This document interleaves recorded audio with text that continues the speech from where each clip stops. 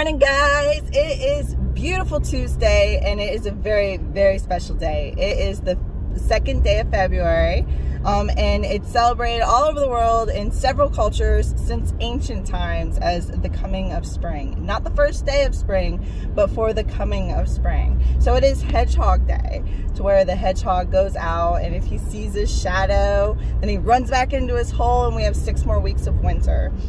But if he doesn't, it's a sign that things are going to start warming up and it's going to start getting beautiful. It's also not to be blocked by the groundhog, but there's also Hedgehog Day. And I'm not quite sure why they put it on the same day as groundhog, other than to like say that, you know, groundhogs aren't the only ones that see their shadow. But hedgehogs are adorable, so I definitely give a shout out to little hedgehogs. They're gorgeous. It's also Christmas moss. So back on the 12th day of Christmas, people would cut into the cake, and if they got the baby Jesus, then today is the day that they actually have to host the feast for the next big holiday. And so Candlemas is the day where people light their candles and bring them to the temple or the church, and it's actually in recognition of Jesus being presented to the temple.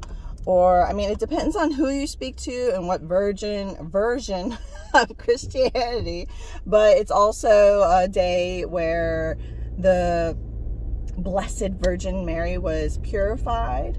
But there's all good reasons for these. Oh, and I thought this was huge. So some people don't take down their Christmas decorations until today, because this is the day when the baby Jesus was actually presented to the temple.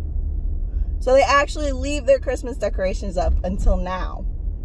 Yeah. So if you have neighbors who oddly don't take their Christmas decorations down until way after Christmas, this might be the reason. And they might actually do it for a purpose. So I was shocked. I didn't realize that there was a reason for leaving your decorations up later. So, or it might be a good idea just to say that's why. Also, the candles that they bring to the temple are blessed by the priest or the bishop or whoever it is, and they are brought home, and whenever you light the candle, you feel the presence of Christ, because symbolically saying that Jesus is the light of the world. And then they have the candle that's been blessed on Candlemas. So, I mean, a lot of symbology, a lot of like meaningful, heartfelt, but it's all tied into purification, fertility, and that's what in ancient times they had. The Celtics had the goddess Bridge, who symbolized purification and fertility.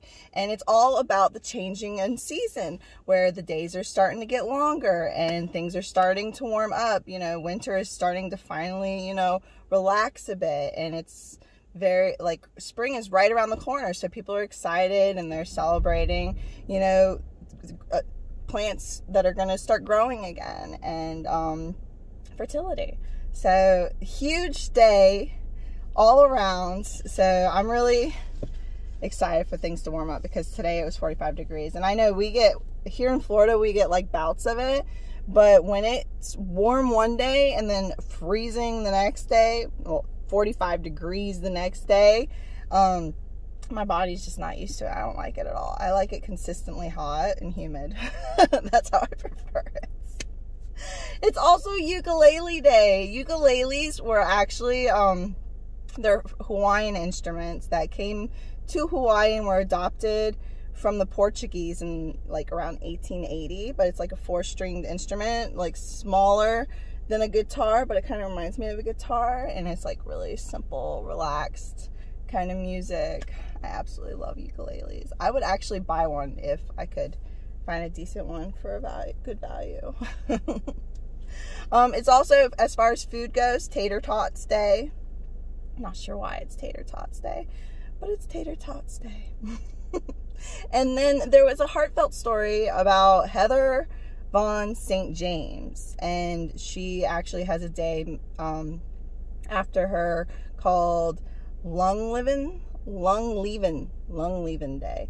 And she was diagnosed in 2005 with I think it was in 2005, but she was told she wasn't going to live, and instead of freezing and not doing anything about it and just like giving up, she decided she was going to fight back, and she did some really radical surgical new science procedures, and she acted really fast. She removed one of her lungs and I think a couple other organs, and then it took her months to recover from those surgeries, but she ended up living.